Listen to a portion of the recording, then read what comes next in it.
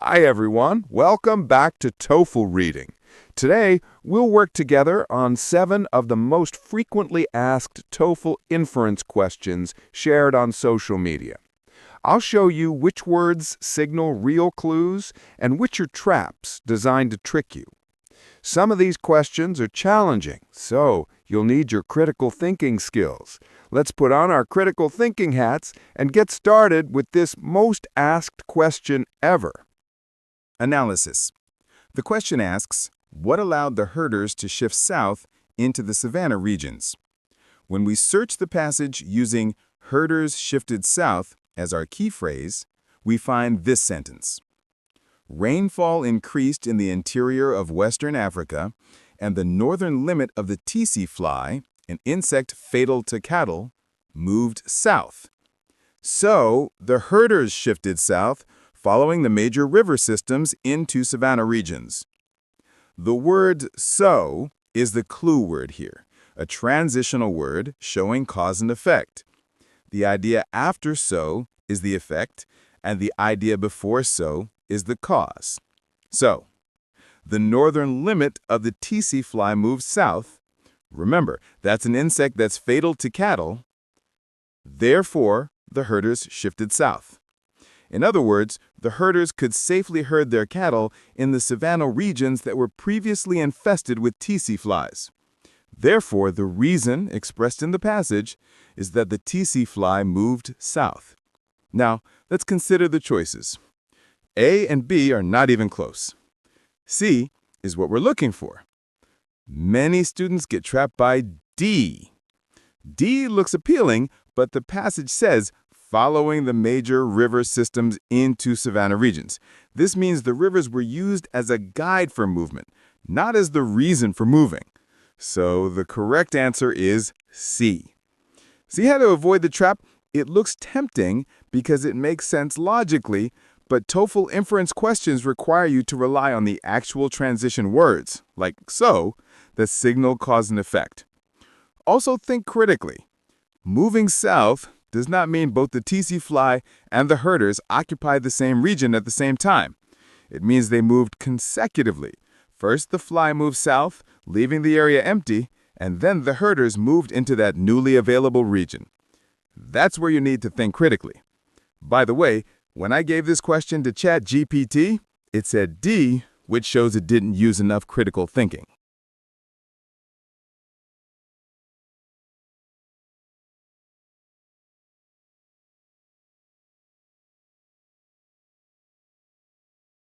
Okay, this should be enough information from the passage. In the days following, samples of solid gypsum were repeatedly brought on deck as drilling operations penetrated the seafloor. Furthermore, the gypsum was found to possess peculiarities of composition and structure that suggested it had formed on desert flats. Sediment above and below the gypsum layer contained tiny marine fossils, indicating open ocean conditions. The word gypsum here refers to the solid gypsum sample the scientists found.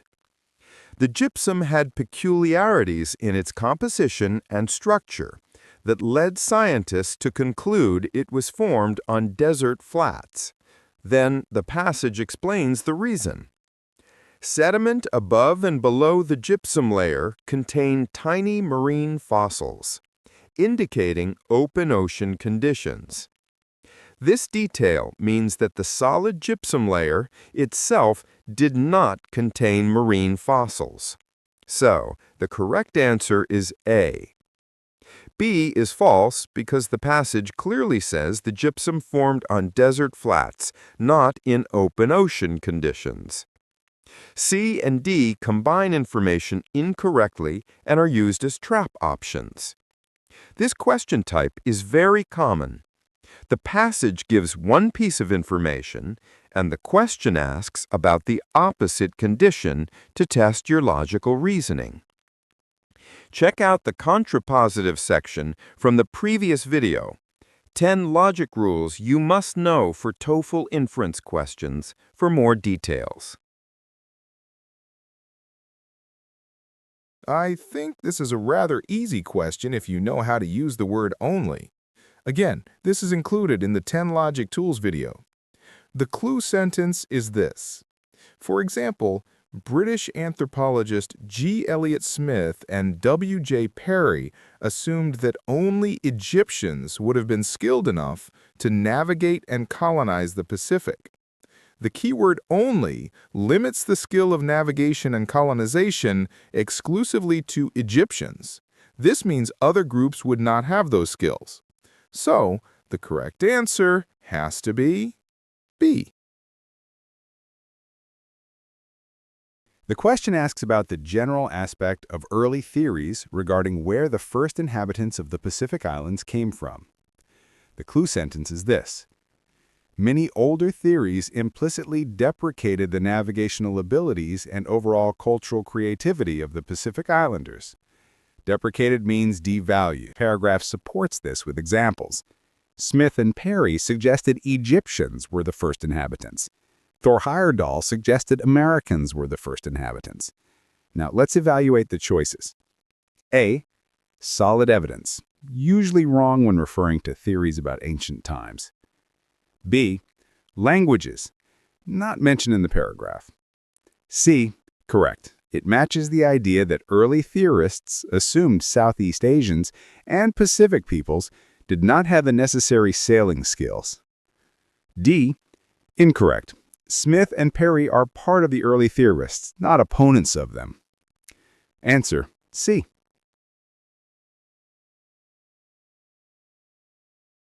This is an easy question.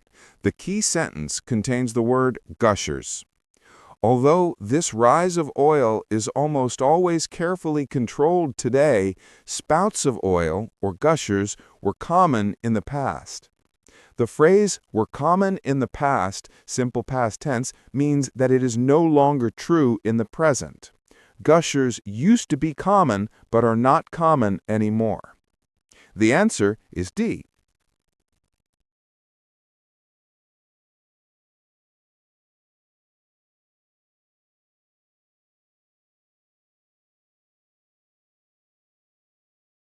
The question asks which statement about deer populations is supported by the paragraph. The paragraph explains that, initially, a reduction in game numbers and the activities of hunters, along with modern human activities, logging, burning, clearing, building roads, towns, and factories, would have seemed bad for deer survival. For the Columbian white-tailed deer, this decline did happen. But for the black-tailed deer, human pressure had the opposite effect. Helmut Buchner notes that since the early 1940s, Washington has had more deer than at any other time. So we know that human activities had inconsistent effects on deer populations. Some declined, while others increased dramatically. With this in mind, let's evaluate each choice. A. Deer populations reached their highest point during the 1940s and then began to decline. No, the passage says since the early 1940s, implying populations have continued at high levels, not declined. B. The activities of settlers contributed in unexpected ways to the growth of some deer populations in later times. Correct. The passage explicitly states that, contrary to expectations, human activities helped black-tailed deer populations grow. C. The clearing of wilderness land for construction caused biotic changes from which the black-tailed deer population has never recovered. Opposite of what the passage says, the black-tailed deer thrived, not declined. D. Since the 1940s, the winter populations of deer have fluctuated more than the summer populations have. No, the passage mentions winter populations, but there is no comparison with summer populations. Answer is B. The question asks about long-term memory in children. Let's focus on the relevant parts of the passage. Maturation of the frontal lobes supports memory in infants and toddlers. Evidence shows that they can remember motor activities they have seen or done before, reaching in the dark, putting a bottle in a doll's mouth, pulling apart a toy. The brain's level of physiological maturation may support these types of memories, but not ones requiring explicit verbal descriptions. Now let's evaluate the answer choices. A. Maturation of the frontal lobes of the brain is important for the long-term memory of motor activities, but not verbal descriptions. This claims more than the passage says. The passage uses a qualifier, may support, so it should say may be important, not definitively important. Watch Dr. Burns' earlier video on domain errors and range errors to spot traps on absolute statements. B. Young children may form long-term memories of actions they see earlier than of things they hear or are told. The paragraph says that maturation of the frontal lobe supports memory in children, and this maturation especially seems to support memories related to motor activities, but not memories related to verbal activities. From this, we can infer that children remember motor activities they have seen or done as their frontal lobes mature, but not memories requiring explicit verbal descriptions. Therefore, we can conclude that action-based memories form before verbal-based memories. So, B is correct. C. Children have better long-term recall of short verbal exchanges than of long ones, not mentioned in the passage. D. Children's long-term recall of motor activities increases when such activities are accompanied by explicit verbal descriptions. False. The passage says verbal descriptions do not support these types of memories. That wraps up today's lesson. For a complete guide to mastering TOEFL reading, check out Dr. Burns' TOEFL Reading course, which comes with a free 2026 upgrade. Learn more at www.nannyburns.com.